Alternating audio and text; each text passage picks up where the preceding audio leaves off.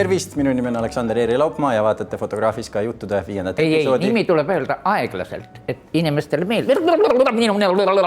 Mis minu nimi on? Suur aitäh teile. Ja. Tervist, minu nimi on Aleksander Eeri Laupmaa ja vaatate Fotograafis ka juttude 5. episoodi. Minu tänane külaline on Linnar Priimägi. Linnar, tere tulemast. No nii, tänan kutsumast. Aleksander, teile vist meeldib, kui teid kutsutakse Aleksandriks, mitte Eeriks. Mulle väga meeldib see, kui kutsutakse Aleksander Suur, aga kes on Eeri? Täpselt, Eeri on lihtsalt väike Eeri. Eeri klass, okei. No okei. Aga ta oli ühe eega. Fantastiline algus meie imelisele vestlusele. Mina olen pikka aega väga imetlenud asju, mida teie olete pannud kirja, teie täpsust, Eesti kultuuri, inimeste ja kogu meie loo hindamisel. Ma olen seda tõesti väga-väga nautinud, eriti teie protokolle, mis ERR-i portaalis ilusasti ilmutatakse ja rahvale tasuta lugemiseks on. Me pandi nüüd kinni. Ma märkasin. Nad rohkem mind ei salli. Nad saatsid mulle uus toimetaja saatis mulle väga viisaka kirja, mille ainukene mõte oli selles, et vabandage, me enam teie töid ei avalda. Ma täiesti mõistan, sellepärast, et kui mina teie töid olen lugenud, siis üks mõte, mis mul on nende peale peas olnud, on see, et kui rohkemad inimesed mõistaksid, mis te kirjutate, siis teil oleks juba ammu see kirjutamine ära keelatud. Ma kirjutan armsas emakeeles. Absoluutselt ja minule väga-väga meeldib. Väga lihtsas emakeeles. Minu lihtne keel on kõige ilusam keel ja eesti keel saab õnneks olla palju lihtsam kui saksa keel või vene keel. Kui sa räägid saksa keelt või räägid vene keelt, siis sa pead rääkima hirmus keeruliselt. Ja. Ma olen teiega täiesti nõus ja mulle väga meeldib teie keelekasutus, mulle meeldib, kuidas te kirjutate ja kuna te nüüd juba mainisite seda, et teile tõmmati kriips peale, piiri pandi ette, siis minu esimene küsimus täna teile võib-olla olekski see, et kus kohas on meie piirid viimase 30 aasta jooksul muutunud. Ja ma ei pea siis silmas piire, mis on geograafilised piirid, aga piirid nendes asjades, millest inimesed räägivad, mis on ühiskonnas aktsepteeritud, mis ei ole aktsepteeritud. Ma arvan, et küsite valesti. Mitte kus kohas on meie piirid, vaid kus kohas on nende piirid. Meie elame sõltumata nende piiridest. Nende piiridest me ei hooli. Meie elame ikka oma enese piires. Aga nemad, kes nad on seal võimuhoovade juures, need ütlevad, et kui sina ajad oma ette, et siis elagi oma ette, ma ei hakka sind avaldama, ma ei pane sinu tekste, ei pane üles. Isegi, no jumal hoidku, seal selles on ju, Mart Laar oli kunagi nii loll, et ütles, et internetiruum sai täis. No, niisugust asja ei tule mulle seda rääkima. Igaüks võib elada oma elu ka internetiruumis. Ka oma mõtete ruumis võib elada, ka oma tekstide ruumis võib elada. Ja siis tuleb nüüd üks mingisugune tütarlapsekene tuleb ja ütleb, et see ei lähe mitte, et see Priimägi ei või enam minna. Või nii nagu minu film Mephistopheles, suurepärane, no nii peenelt monteeritud, niisugune helimontaaž. Jumal hoidku, seda tõesti annaks talle või kuldmedali, aga selle kohta öeldi ka, et seda me ei saa Eesti televisioonis näidata, et see pole nagu õige film, ei ole. Ja kes see ütles mingisugune tütarlapsekene või on ta nüüd juba naine, noh, olgu ta naine või olgu vanemutt, kes ta iganes on. Aga tema siis ütles, et seda filmi meie ei või näidata. Nii, aga kui me räägime mitte meie iseendi piiridest, vaid me räägime ühiskonna normidest ja sellest ühiskonna üldsuse piiridest ja nendest piiridest, mis teile pannakse ette, siis kas te oskaksite öelda, mis need kõige suuremad muutumised on olnud alates meie taasiseseisvumise algusest? Ei ole mitte mingisugust muutust olnud. Kõik see kehtib, mis oli enne.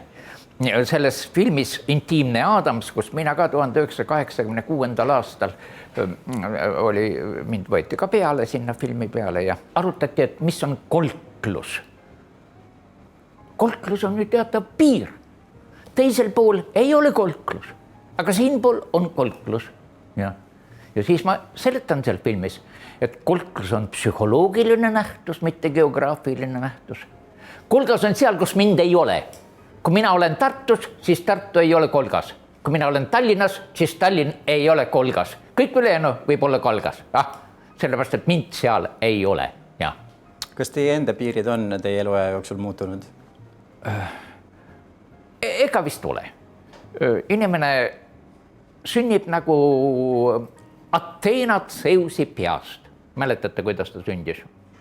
Zeusi pea löödi kirvega pooleks ja sealt tuli välja väike Ateena, kes oli juba raudrüüs või tol ajal ei olnud rauda, ei olnudki nii palju, kes oli vaskses rüüs ja juba kilp oli kaasas ja niimoodi. Zeusil läks peavalu üle.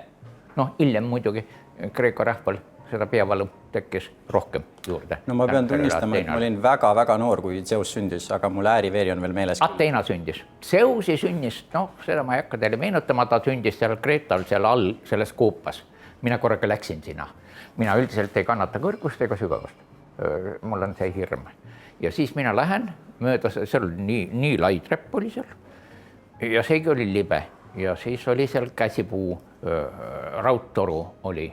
Ja siis hakkasid mulle vastu tulema mingid vene tüdrukud, kes tahtis talt nüüd ära tulla. Nad olid käinud juba seal koopa sügavuses, nad olid juba viibinud. Ma sõimasin neil muidugi vene keeles näo täis, et mis te nüüd tulete takistama siin minu liiklust, mis te takistate väeosade liiklust. Ja läksin sinna alla, oje, ega seal midagi suurt ei olnud. Zeusi sünnikoht. Ja. Kajas küll. Aga pärast ma ei hakanud mööda treppi enam üles minemagi. Üks minu üliõpilane, kes oli kaasas ja hästi tore poiss. See võttis mul käest kinni ja vedas mind mööda mäekallakut sealt, vedas üles välja pääsuni sealt sellest koopast. Nii et Zeusi sünnist ma tean nii mõndagi. Ma olen viibinud tema sünnikohas. Aga me praegu rääkisime, kelle sünnist? Ateena. No vot, Ateena sünnist, tema sündis, eks see Zeus tuli sealt välja ja pea valutas, siis virutati pea pilotati kirvega pooleks, siis tuli Ateena tuli sealt välja. No see tundub mulle äärmiselt mõistlik käitumine sellises olukorras. Ma arvan ka, et mõnel tuleks pea maha võtta siin, isegi meie valitsus praegu. Nii, väga pehme üleminek järgmisele teemale, aga mis on siis mõjutanud seda, et see üldsuse või teiste inimeste piirid, see inimene, kes ütleb teile, et ei tohi enam ERR-is kirjutada, mis asi see mõjutab seda, miks me oleme jõudnud sellisesse kohta, mis tekitab sellise olukorra? Selle tekitab argus küsida, kes sa niisugune oled, et sina määrad minu elu. Eile ma vihastasin, istusin väga heas restoranis, see on see Salt, Salt. Nemad on teinud sinna külest, on teinud välitelgi, seal saab istuda ja süüa. No väga hea. Ja kõrval lauas üks võtleme sümpaatne, aga siis hakkas mind kamandama. Ja ma ütlesin talle oma lauast, niimoodi, et mind taheti pärast sealt välja visata kohe. Ma ütlesin, kui nii agressiivsel toonil ütlesin seda, et mu ema suri ära, kes sai mind kamandada. Mu naine suri ära, kes sai mind kamandada. Ja ükski võõrs naine mind nüüd kamandama ei tule. Aga see on samasugune hoiak. Kes sa niisugune oled, et sa tuled mind kamandama? Võib-olla ma ei elagi kauem kui 10 aastat, võib-olla ma elan 20 aastat, võib-olla ma suren järgmisel aastal ära. Võib-olla suren tänavu. Aga kes sa niisugune oled, et sa võtad endale ülbuse minu elu korraldada? Mina olen, nagu ma ütlesin, ma olen oma nekroloogi ainuautor. Kuidas meie tabud viimase 20 aastaga muutunud on või mis praegu meie ühiskonnas tabud on? Kus mina seda tean? Tihtipeale teile... Öeldakse, et neeger ei tohi nüüd ütelda. No mina ütlen alati neeger. Nagu ma Anu selle suure Välba saates hommikul ütlesin ka, et minu ema ütles neeger ja mina ütlen ka neeger ja see on minu ema keel ja kui te nüüd minu ema hauast välja kaevate ja õpetate ta ümber rääkima, siis ma kohe muudan ka oma keelepruuki.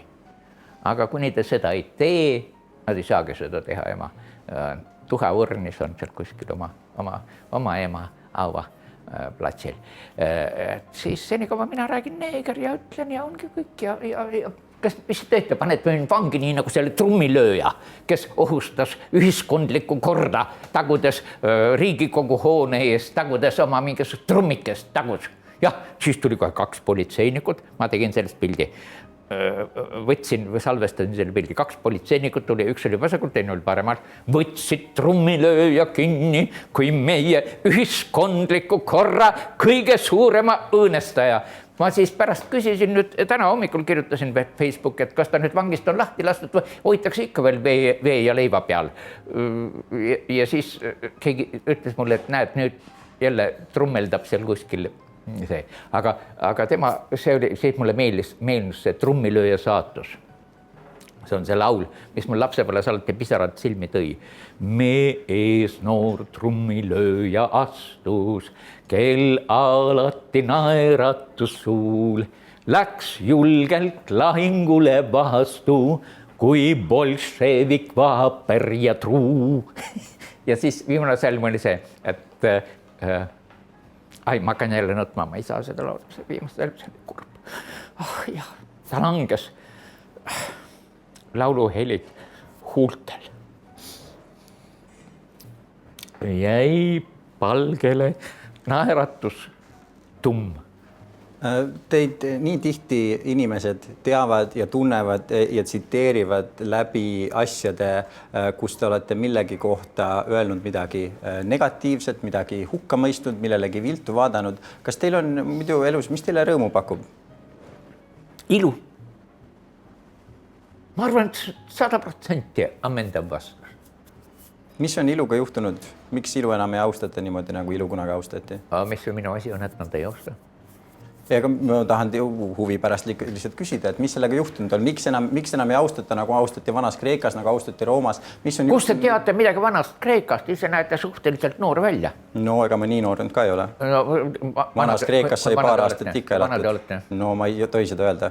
Võite? See on illegaalne informatsioon. See on saladus. Ütelge. No 13-14 ikka olen. No vaat näed. Ja siis see inimene tuleb rääkima mulle vanast Kreekast.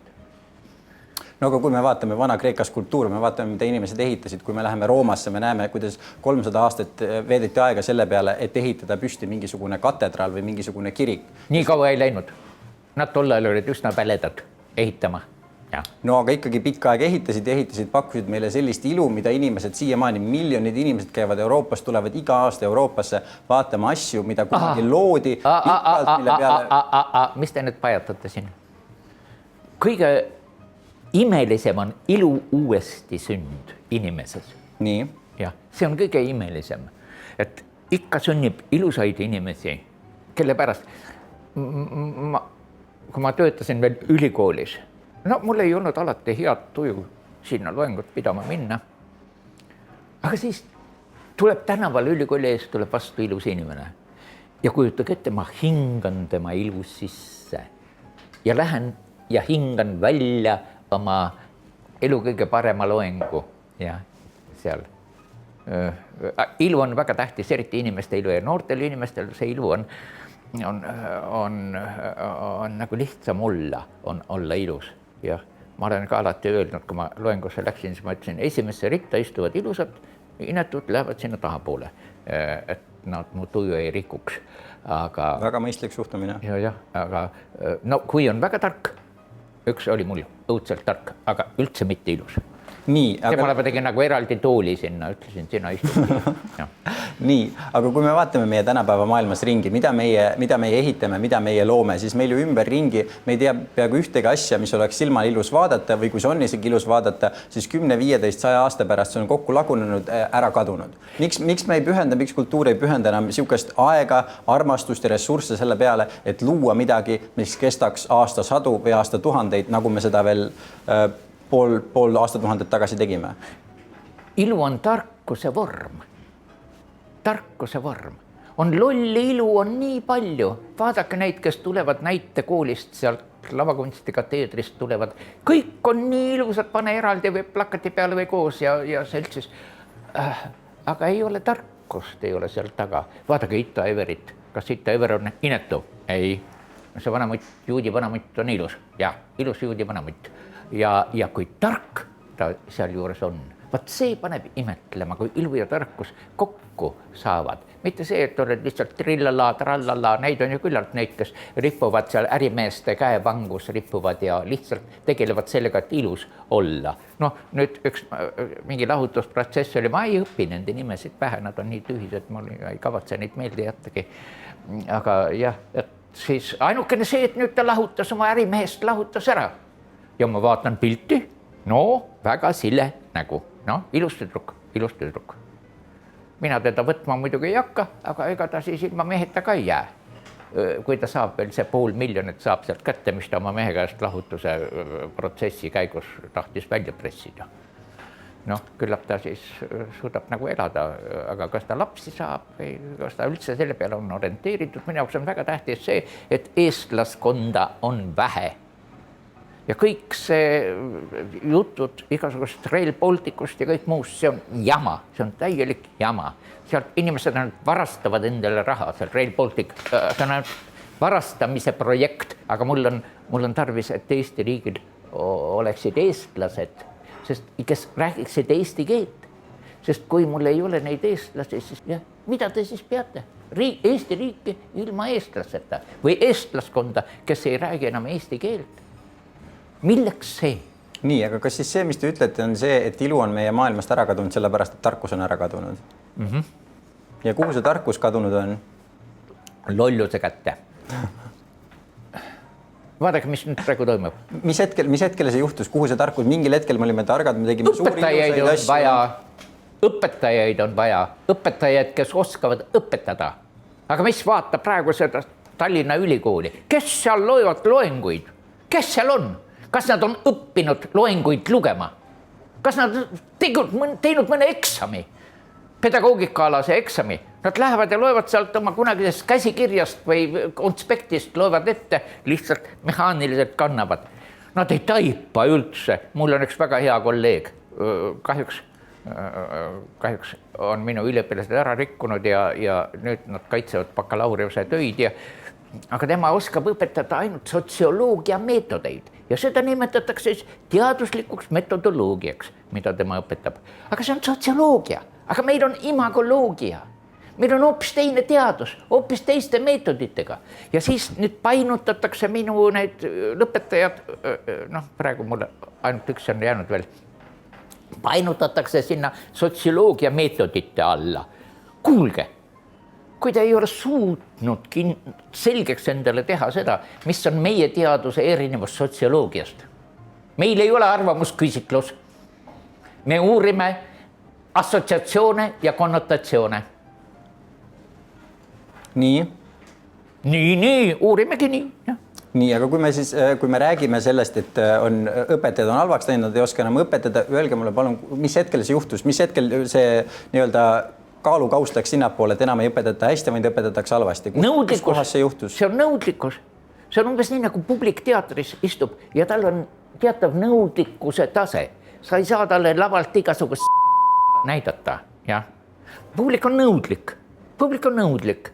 Täpselt niisamuti peab, no lapsed ei ole nõudlikud, aga vähemalt haridusministeeriumi kontroll peaks olema nõudlik, kes sinna siis läheb ja vaatab, et see pandi valesse ametisse, et ta ei kõlba õpetajaks. Jumal hoidku, meil on praegu ametis kassapidajaid Rimis või Maximas, kes ei kõlba kassapidaja ametisse. Seal on ka ju tarvis teatavaid professionaalseid oskusi. Ja Tiit rääkis seda, kuidas seal Rimis on üks mingisugune vanamutt, kes mitte kedagi ei salli ja sõimab seal kõiki ja mitte kellelegi ei taha midagi müüa, kui müüb siis veel sõrme otsast, aga igal sõimusaatel. No, niisugune inimene ei kõlba ju sellesse töösse, nii nagu ütles Oscar Wilde omal ajal ütles, et maailm on suur näitemäng, aga kahjuks on kõik rollid valesti ära jaotatud. Ja alates meie presidendist kuni lõpetades Rimi kassapidajaga. Mis te ütleksite, et enne mainisite märke ja imagoloogiat? Mis on need märgid või sümbolid, mis tänapäeva inimesi ja tänapäeva kultuuri kõige rohkem mõjutavad? Miski ei mõjuta. Need praegu kõik kardavad enneaegselt surra. Kogu see viirus ja värk ja kannavad neid tatimaske näo ees. Nagu sellest oleks mingisugust kasu. Ei ole. Kas nad siis jäävad surematuks või mis nad nüüd mõtlevad? Eile ma nägin kauplusest, nägin vanamutti. See hoidis kohe 2 meetrist vahemaad ja tal oli mask oli ees ja mina omaette mõtlesin, Mephistopheles mõtleb alati mingisuguseid krutski mõtteid. Mõtlesin, et mis sa vanamutt siin oma vanadust maskeerid, kas sa arvad, et sa ei sure ära või? Sured. Sa oled surelik. Linnar, ütle mulle, mismoodi sa teie hindate praeguse aja propagandat? Nad ei oska. Nad ei oska. Püüavad teha midagi, no valimised on ka ukse ees, presidendi valimised on, kohalikud valimised on ukse ees, aga kui ma vaatan, siis nad ei oska, ega siis ilmaasjata Edgar Savisaar ei kommenteerinud ka seda praegust olukorda niimoodi, et just nagu valimisi ei olekski, et keegi ei viitsi pingutada, keegi ei viitsi midagi teha. Ja propagandat nad muidugi ei oska, sest nad ei ole minu kursusi, ei ole kuulanud. No, kõik see on nii abitu, kõik see on nii, kõik see on abitu, paremat sõna selle kohta ei ole. Aga mis on hea ja halva propaganda vahe? Kui hea propagandist tõuseb püsti ja hakkab minema, siis massid lähevad tema järele. Aga kui halb propagandist tõuseb püsti ja hakkab minema, siis ta läheb üksi. Ja. Nii, aga kuskile suunas need massid ju praegu lähevad, kui me võtame... Ei lähe. Massid ei lähe praegu mitte kuskile. Võib-olla EKRE on selline, kes veel mingisuguseid masse suudab kuidagi koondada, sellepärast, et nemad töötavad rahulolematuse pinnal. Nii, aga kui me võtame selle sama surmahirmu näiteks, mida te enne mainisite, mis on kõiki inimesi järsku tabanud, et see on asi, mida me ühiskonnas nii tugevalt kardame. Et kust kohast see on nii-öelda tekkinud, et see on ikkagi mingi asi, millega massid lähevad kaasa. Et just kui mingisugune propaganda, kas tahtlik või tahtmatu, peab seal taga ju olema, et inimestele see hirm tekkinud on. Vaadake, ma vist ei nimetaks seda surmahirmuks. Pigem on see hirm edasi elada, sest mitte keegi ei tea, kuidas ta edasi elab. Nad võtavad oma selle teise pensionisamba raha, võtavad välja ja siis saavad sõimata, öeldakse, et niikuinii sa lähed sellega kõik hukka ja nõnda. Et edasi elamise hirm on suurem kui surmahirm. Mina olen mõelnud seda, et vaadates seda, kui palju ümber on lolle inimesi ja kui loll on üldse see meie ühiskond, et sureksid õige ära. Ja. Kõige lihtsam lahendus. Sureksid õige ära. Aga see ei ole mitte see, et mul oleks mingi surmahirm, vaid mul on hirm pigem selle eest, kuidas minu lapsed ja lapselapsed hakkavad selles ühiskonnas elama. Mis ühiskond see on, mille me neile pärandame? Nüüd Kaja Kallas ütles, et ärge arvake, et üldse teistsugust elu enam tulebki. See tähendab, siis ta ütleb minu lapselastele seda, et kannate elu lõpuni maski. Nagu oleksite mingid muhameedlikud tüdrukud, aga mul 2 tüdrukud, Tristani tütred on. Et te kannate maski elu lõpuni ja iialgi ei see mask teie näo eest ära ei tule. Ja kui tahate spagettisid süüa, siis topite need sinna selle maski alla kahvliga. Ja siis nad repuvad teil sealt maski alt rinna peale, kuni te nad ära imete sisse endale. Kas see on maailm, mille ma tahan oma lapselastele pärandada? Ma olen valmis, Kaja Kallas on mulle väga sümpaatne. See on teie jutust täiesti aru saada. Ma mitte ühtegi muud asja isegi ei mõtleks. Ilus naisterahvas, aga ma olen valmis, kui ta tuleb, ennustab minu lapselastele, ennustab niisugust saatust. Mis sümbol see mask on? Mille sümbol? Tati sümbol. Meil on tati ühiskond. Enam ei saa suudeldagi. Ja. Aga öelge mulle seda, et kas on ajaloost mingisuguseid olukordi, kus ühiskond oleks samasuguses meelevallas olnud? Alati on olnud. Aga tooge mingisugune näide, kust võib sarnast nii-öelda massilist käitumist leida? Bolševikud tulid võimule. Kes seal siis kõik üles poodi ja maha lasti, kogu vene õigeusk, lammutati maha kirikud, lõhati, preestrid lasti maha. See oli samasugune olukord. Mis te arvate sellest, et meie ühiskonnast on religiooni tähtsus ära kadunud? See on luterluse viga. See luterlus on ju ametiühing, aga see ei ole mingi usk.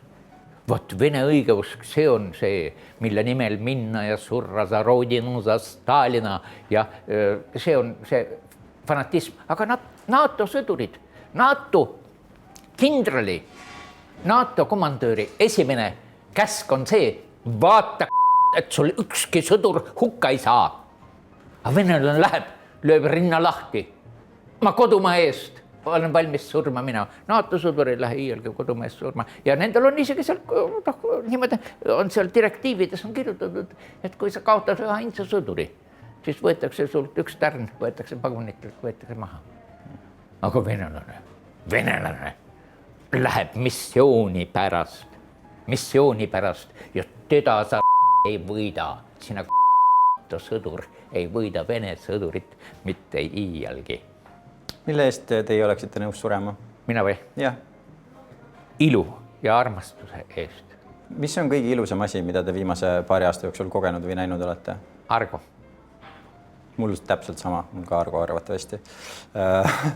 Aga äkki oskate öelda midagi muud, ma ei tea, kunstivaldkonnast, reisivaldkonnast, maailmavaldkonnast, midagi, mis tänases maailmas veel on, mis pakub teile seda, mille järgi teil elus janu on ja mis ei tekita kõiki neid negatiivseid tundeid seoses tänapäevase maailmaga?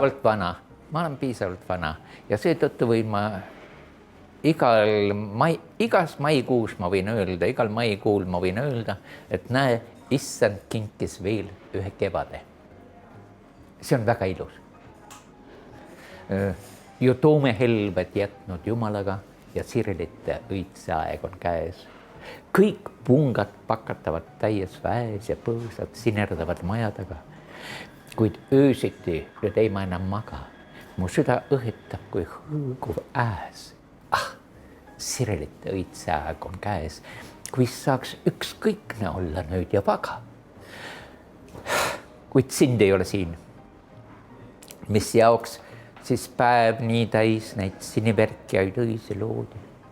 Mis jaoks siis öö nii kauaks valgeks jääb, nii lõhnu heitev ümber minu voodi.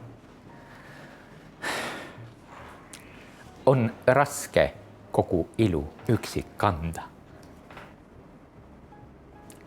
Kuid sind ei ole siin, et seda sulle anda. Võtsite mul sõnad suust.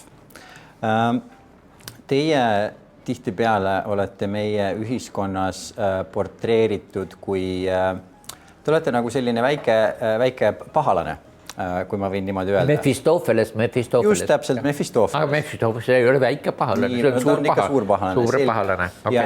Ja mina teie peale mõeldes, vaadates, mida teie teete, kuidas inimesed just sellele reageerivad enim, ma väga tihti, mul tekib see paralleel, et miks inimestele meeldib filmides vaadata pahalasi. Ja see põhjus, miks inimestele meeldib filmides vaadata pahalasi, on sellepärast, et pahalased saavad öelda välja neid asju ja teha neid asju, mida kõik justkui tahavad teha, aga keegi ei julge. Ja siis selle pahalase vaatamine annab mingisuguse nagu vabastuse justkui. Vaadake, kuidas Tolstoi alustas oma seda suurt romaani, Anna Kareninat, et kõik õnnelikud perekonnad on õnnelikud ühtemoodi, aga kõik õnnetud igaüks omamoodi. Ja. Proovige lavastada õnne, aga õnnetusi lavastage nii palju kui tahes. Ja. Õnnetused on alati huvitavamad kui õnn. Ja. Laval saad teha õnnetusi, saad lavastada ja see on alati see, aga õnne pilte lavale tuua, see on mingi stalinlik sotsrealism võib-olla on niisugune, mis ei huvita mitte kedagi. Aga õnnetud inimesed on need, kes armastavad ja surevad. Neid tasub tähele panna, neid tuleb lavale tuua. Kõik ütelge mul klassikalise kirjatuse kangelanna, kes on õnnelik. Ei ole. Faidra ei ole õnnelik. Medeia ei ole õnnelik. Kõik nad on õnnetuse hunnikud, nad on kõik seal koos ja kogu draama saab siis teha sellest või tragöödia saab teha sellest, et nad on õnnetud. Õnnetus on see, mis on kunsti eripära. Me ilmasteta ei ütle, et armastus ja surm on kunstiteemad ja nad käivad kokku. Nii armastus kui surm, need käivad käsi käes. Ja? Mitte armastus ja õnn ei käi käsi käes. Alati muinasjutt lõpeb selle koha peal ära, kus öeldakse ja nad elasid edasi ja olid õnnelikud ja elasid kuni surmani. Sest sealt edasi läheb nii õudsaks, et keegi ei taha kirjutada, mis sealt edasi saab. Ja vaadake nüüd juhtub, mis meil see. Praegu on inimesed surutakse kodudesse elama. Milline koduvägivald kasvab? Sellepärast see mees on seda naist näinud ju mööda minnes, on näinud 30 aastat ja nüüd ta peab teda iga päev vaatama. Ja. kas seal vägivalda ei teki, tahaks tal hambad kurku lüüa. See võib tõesti väga kergesti närvi ajada, kui oma koduvägivald naist seal tuleb, sellest tuleb ja inimesed lähevad vihaseks ja tigedaks lähevad sellega, et nad on surutud kokku ja isegi poodi läheb harva, naine saadab mehe või mees saadab naise poodi harva, sellepärast, et siis mingi Wolt või Bolt või mis nad kõik on, see toob sulle tellid seal endale söögi koju ja sööd, aga elu ei ole ainult söömine. Pikaaegse kooselu valem, mille ma töötasin välja juba 70. aastatel Sirjega koos elades. Ma sain sellest aru, Sirje on nüüd surnud. Okay. Et kandev kooselu, selle reegel on, et elamused on ühised, aga mõtted on erinevad. Siis, kui hakatakse otsima erinevaid elamusi, üks läheb sinna, teine läheb sinna, hakkab oma elamusi otsima, siis see pere ei püsi koos. Ja siis ei püsi ka koos sel juhul, kui ei ole erinevaid mõtteid, on ühesugused mõtted. No millest sa temaga siis räägid seal õhtusöögilauas, istud ja kogu aeg räägid ühte sama ja tema teab iga sinu asja lause peale, tema teab juba selle lause jätku või niimoodi. Erinevad mõtted, need tuleb tuua erinevast kohast, tuleb kokku kanda. Aga elamused peavad olema ühised. Sõitke kuskile, tehke reisielamusi, tehke. Või niimoodi, vaadake filmi koos, igaks saab niikuinii seal erineva tunde saab kätte, aga see on vähemalt ühine elamus, seal on ju. Et niipea kui elamused lähevad erinevaks, kumbki hakkab kuskilt oma ette ammutama neid, siis on lugu läbi. Ja lugu on läbi samuti siis, kui avastad, et ta räägib jälle seda sama, et ta vahepeal, ma andsin talle 24 tundi aega, ja see ei omandanud mitte ühtegi uut mõtet. Äärmiselt tüüpiline olukord. Üks asi, millest ma väga tahtsin teiega rääkida, sellel samal põhjusel teie olek meie kultuuris Kust te need sukad saite? Mefistofelese rollis. Need sukad ma sain oma parimalt sõbralt. Parimad sõbrad mulle ikka sukkade järgi. Laenuks või? Laenuks loomulikult. Vaata nii ilusaid sukkasid, kas annaksid päriseks kellelegi vaevalt. Me oleme head sõbrad, aga kas nii head sõpra üldse saab olla? All on teil sokid ka veel? All on mul sokid ka väga ilusad, aga neid ma ei saa välja võtta, sest seal on logo peal ja siis Te võite need sukad ka ära võtta. Ärge muretsege, küll ma need sukad ära võtan. Aga las ma peate need ju tagasi andma. Ma pean need ära tagasi andma tõesti. Pesete ka või? Vaevalt, sukkasid ei pesta. Sukk on nagu teepott ja sukkasid on kaks asja, mida mitte kunagi ei pesta. Ärge rääkige. Need on reeglid. Ärge niiskest juttu. Lubage, ma küsin teilt järgmise küsimuse. Kuna teie meie kultuuris sellist rolli esindate, see on teile antud, ma ei tea, kas te olete sellega rahul või mitte. Nii. Mitte sellist, vaid millist? Millist? Selle pahalase rolli, Mefistofelese rolli. Alustage oma küsimust uuesti. Nii, üks küsimus. Kuna te meie kultuuris Mefistofelese rolli esindate, no hakake.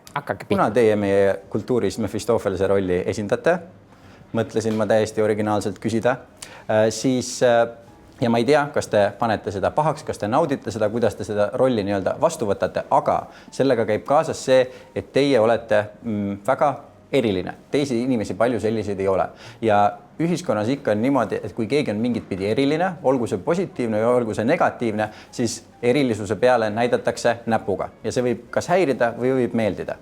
Kuhu ma selle küsimusega minna tahan, on see, et tänapäeval me oleme jõudnud sellisesse kohta, kus eriti noorema generatsiooni jaoks on äärmiselt tähtis olla eriline, vahet pole missuguste siis oma valikute või käitumiste või nii-öelda tõeks pidamistega, aga samal ajal, mida kõik inimesed soovivad, on see, et kõiki koheldakse võrdselt.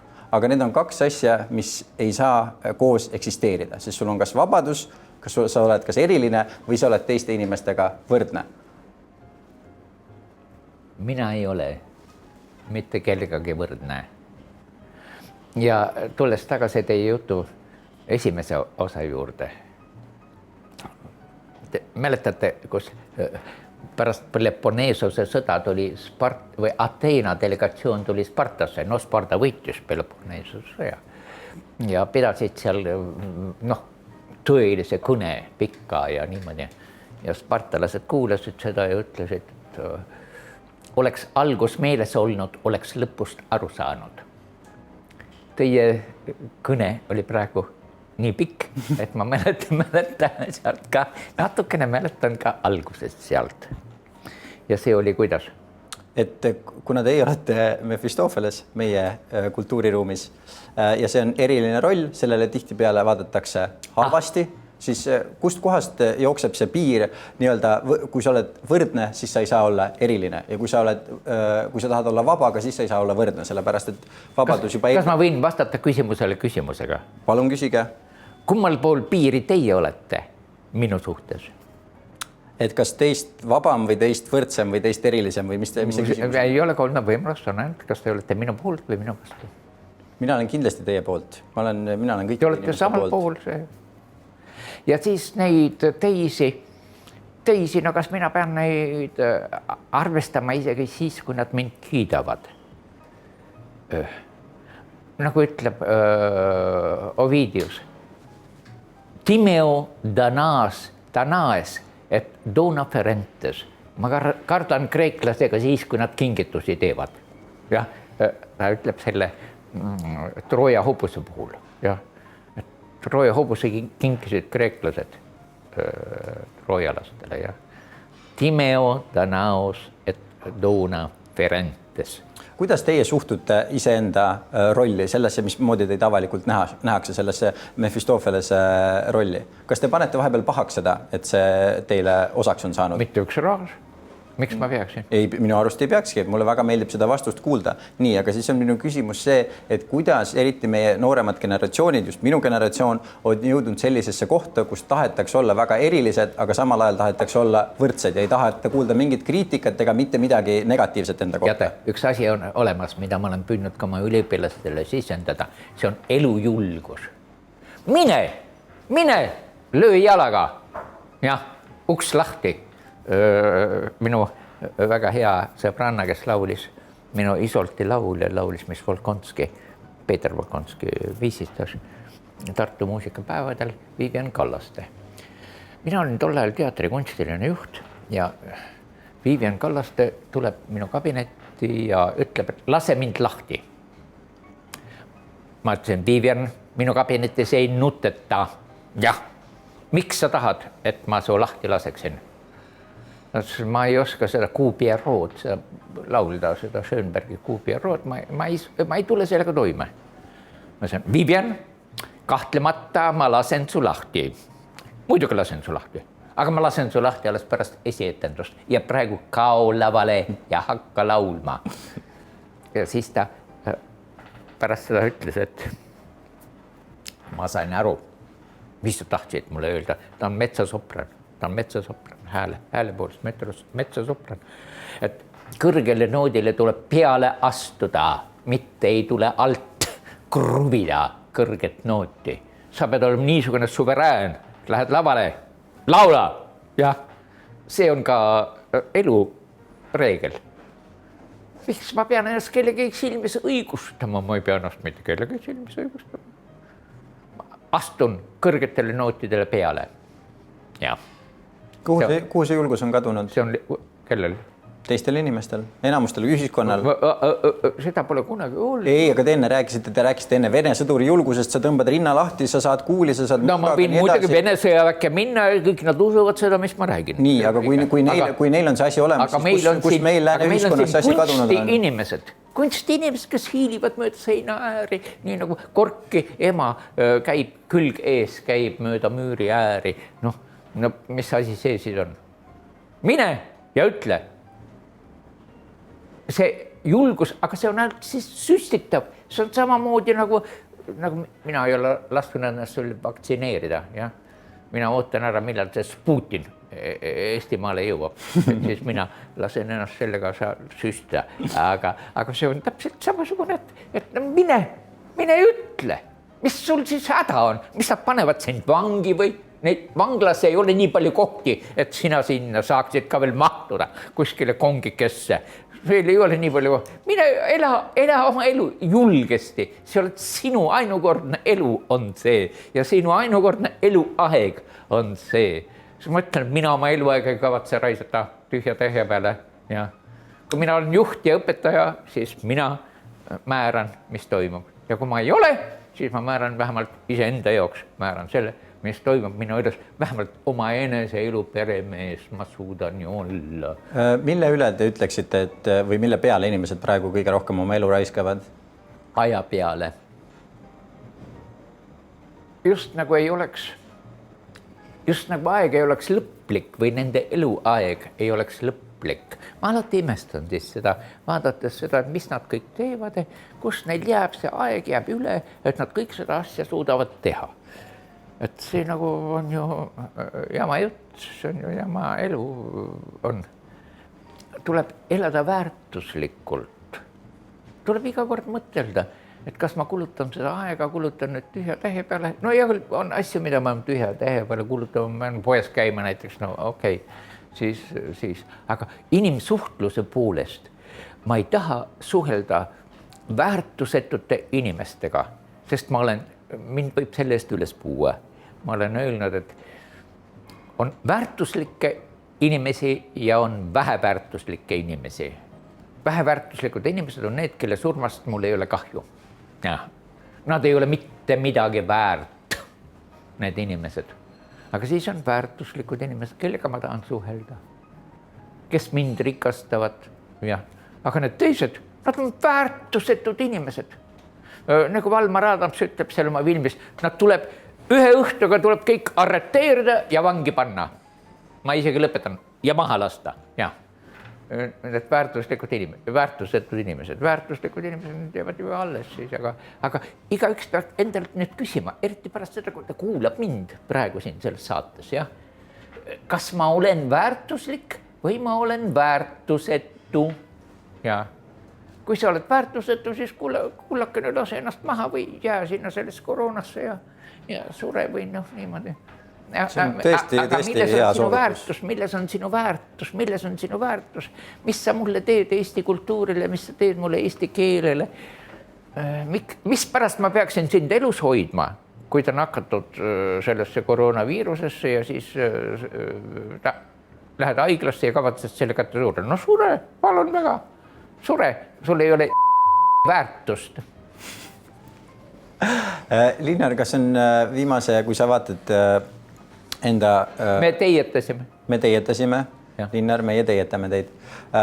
Kui te vaatate enda elule tagasi, kas teil on endal elus mingisugust perioodi või mingisuguseid asju, mille peale te tunnete, et oleks võinud vähem aega raisata või mida te kahetsete? Oje. Alati, kui nad mulle meelde tulevad, siis ma löön endale risti ette. Need halvad mälestused, piinlikud hetked ja niimoodi. Neid on olnud küll, jah. Aga selles risti ette löömisest ma mäletan, et me Tiiduga olime Kordovas vist olime ja läksime sinna kirikusse. Ja siis tulid sealt mingid noored, 9-aastased jalgpallipoisid tulid sinna, sisenesid sinna kirikusse. Ja siis üks lõi risti ette, sellepärast, et vanaema oli õpetanud.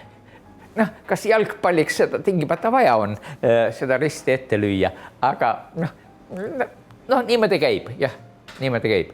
Aga minule siis, kui mulle meenub mõni piinlik situatsioon minu elus, siis ma püüan ennast kaitsta. See ristimärk on see, mis meid kaitseb.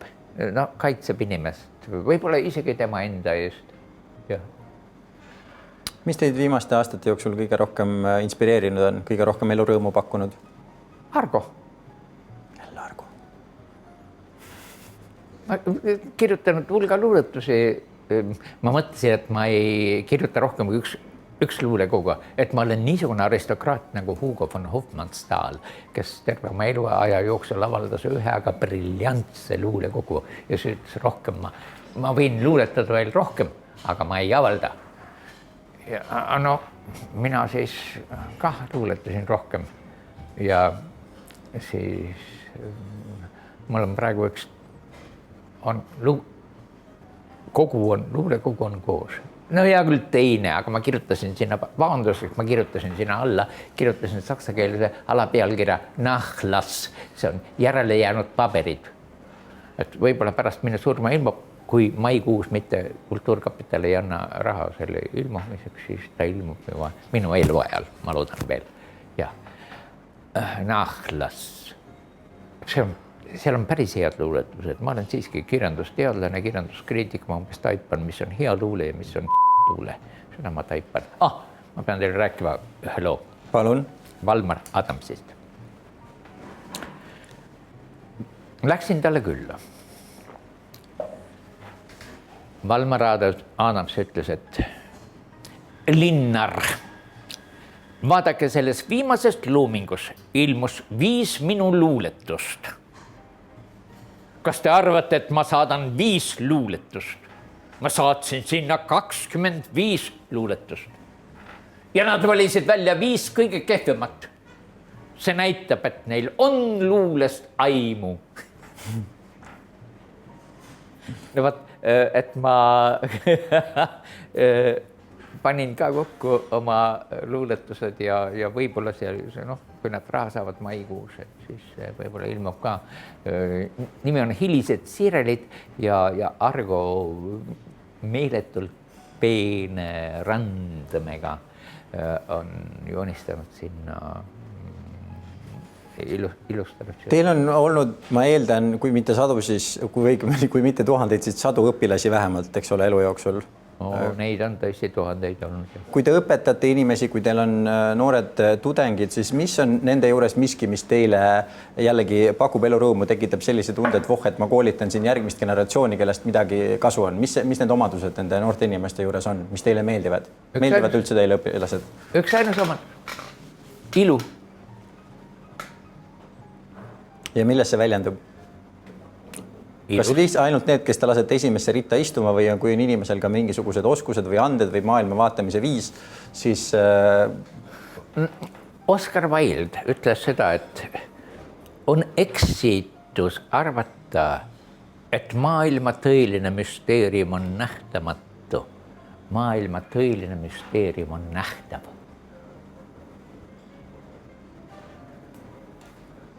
Väga kaunis.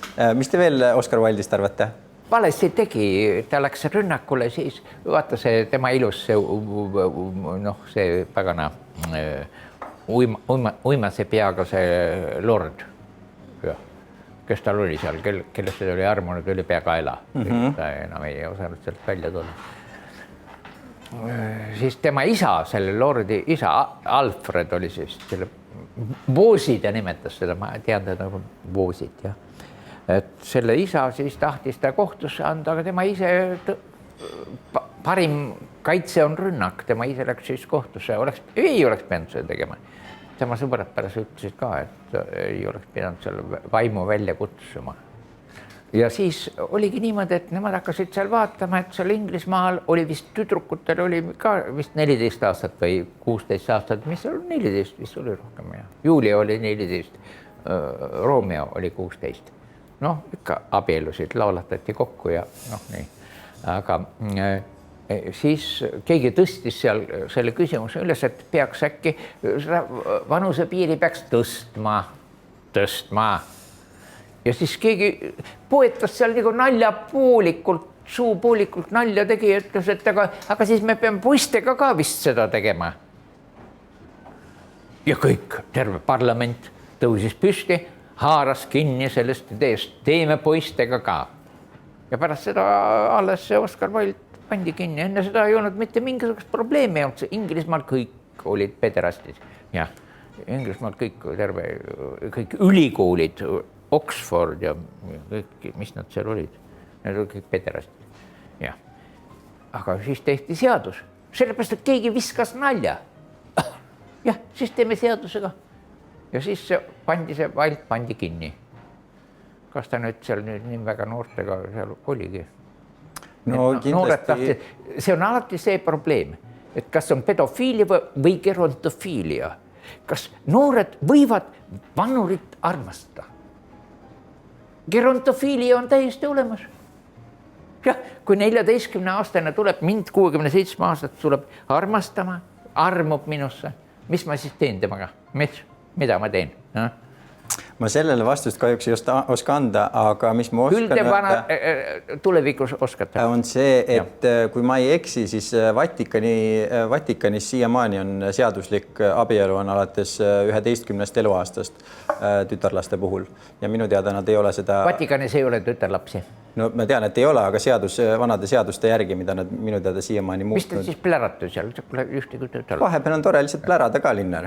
Olge nüüd. Ärge nüüd hakake rahva ajusid segama siin. Linnar, meil on viimased 5 minutit aega. Mul on teiega rääkimist väga-väga nautinud.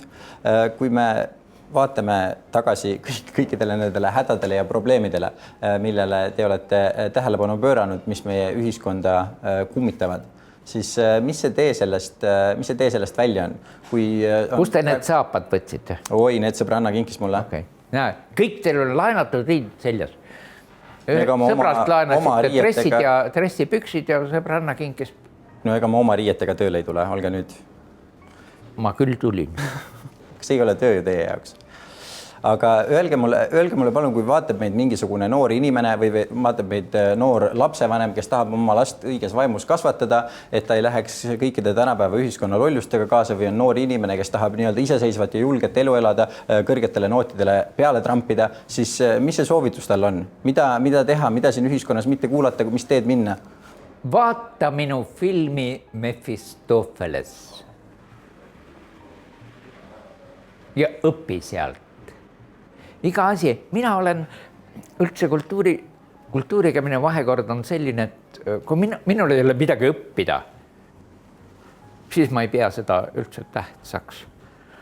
Raamat, millest mul on õppida, film, millest mul on õppida, teiega vestlus, millest mul on õppida, ma hindan seda väga. Aga kui ma ajan inimesega niisugust tühja juttu, kust mitte mingisugust väljundit ei ole, vaatan mingisugust raamat, ma ei hakka neid raamatuid lugema, ma saan esimesest 5 reast saan aru, et kas see raamat kõlbab lugeda või ei kõlba lugeda, sest ma nagu mõtlen, kõige kallim asi minu jaoks on minu alles jäänud eluaeg. Ma ei hakka seda kulutama ja igasuguse peale. Ja nad võivad auhinnata seda kirjanikku ja anda talle raha ja preemiaid ja rinda panna rahasid ja okei, pangu. See ei ole minu raha, see ei ole minu, mis nad rinda läheb tal. Aga minu jaoks on inimese väärtuse teadvus on teravnenud. Kes on väärtuslik inimene ja kes ei ole väärtuslik inimene. Nii nagu ma teie käest küsisin. Tulete minuga intervjuud tegema, saatke mulle oma portree ja saatke oma aktifoto. Ja te saatsite mõlemad, aktifoto saatsite ka. Seal te istute seal põlvili maas ja ise ennast pildistate. Ma oleksin leidnud kellegi teise, kes oleks pildistanud ja nii. Ma väga kahetsen, et ma ei küsinud eraldi pildistajat teie käest. Vaevalt, et ma oleksin selle saanud. Aga te olete nii ilus. Sealt selle pildi peal, te olete nii ilus. Ja siis ma mõtlesin, et kui ma peaksin ütlema, mis asjast see on tehtud, see on nii sile, on teie see, ja te näete suurepärane välja, et see on nii sile, ma mõtlesin, et see on nagu siis Eebeni puus, ma mõtlesin, Eebeni puus on must, et see ei käi, ja siis ma mõtlesin, et see on nagu Adamsoni pirnipuust tehtud skulptuur, te olete nagu Adamsoni pirnipuust tehtud skulptuur selle foto peal. Jah, selle aktifoto peal. Ma võtan rõõmuga selle komplimendi vastu. Paar viimast kiirt küsimust enne, kui me lõpetame. Kas teil on midagi olulist, mille suhtes te olete oma meelt muutnud viimaste aastate jooksul? Jah, võib-olla Tallinna Ülikool. Selge, jätame selle vastuse praegult sinna. Teine küsimus, kui te saaksite praegult, ma ei tea, noorele Linnarile, kes oli 15-aastane või 20-aastane või 25-aastane, kui te saaksite ajast tagasi minna talle mingisugust nõu andma praeguste teadmistega, mis nõu te annaksite talle? Kui te üldse annaksite midagi? Jätka. Väga ilus. Ja tänane kõige viimane küsimus, kuidas vähem loll olla? Rohkem tark. Selge, Linnar Priimägi, suur aitäh teile saatesse tulemast.